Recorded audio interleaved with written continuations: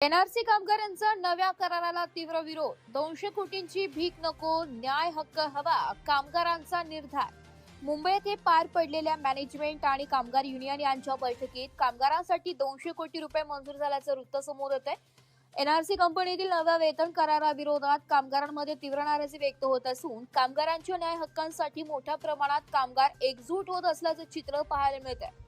नुकतंच महादेव मंदिर यादवनगर येथे आयोजित करण्यात आलेल्या कामगारांच्या बैठकीत शेकडो कामगार उपस्थित होते. नव्या कराराचा निषेध करत कामगारांनी आपल्या मागण्यांसाठी संघर्ष अधिक तीव्र करण्याचा निर्धार व्यक्त केलाय. बैठकीत उपस्थित कामगारांनी 200 कोटींची भीक नको, आमच्या हक्कांचा योग्य मोबदला द्या अशा घोषणांनी परिसर दणाणून सोडलाय. नव्या करारामुळे कामगारांचं आर्थिक आणि सेवा विषयक नुकसान होत असल्याचा आरोप यावेळी करण्यात आलाय.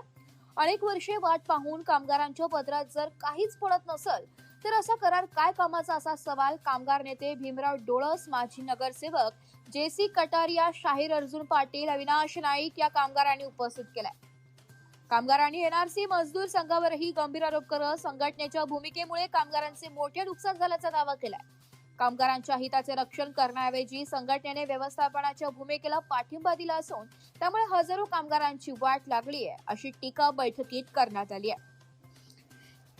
विशेष म्हणजे या बैठकीत देशाचे पंतप्रधान नरेंद्र मोदी, केंद्रीय गृहमंत्री अमित शहा आणि महाराष्ट्राचे मुख्यमंत्री देवेंद्र फडणवीस, उपमुख्यमंत्री एकनाथ शिंदे, आनंद दिघे यांच्या प्रतिमा झळकत होत्या. कामगारांनी केंद्र व राज्य सरकारकडे आपल्या न्याय मागण्यांकडे लक्ष देण्याचं आवाहन केलंय. कामगार नेत्यांनी सांगितले की कामगारांच्या हिताला बाधा पोहोचवणारा कोणताही करार स्वीकारला जाणार नाही. आगामी काळात मोठ्या आंदोलनाची दिशा निश्चित करण्यासाठी विविध बैठक घेण्यात येणार असून सर्व कामगारांनी एकजुटीने लढा उभारण्याचा निर्धार व्यक्त केलाय. टिटवाळा न्यूजसाठी विशेष प्रतिनिधी संदीप शेंडके, मोहने.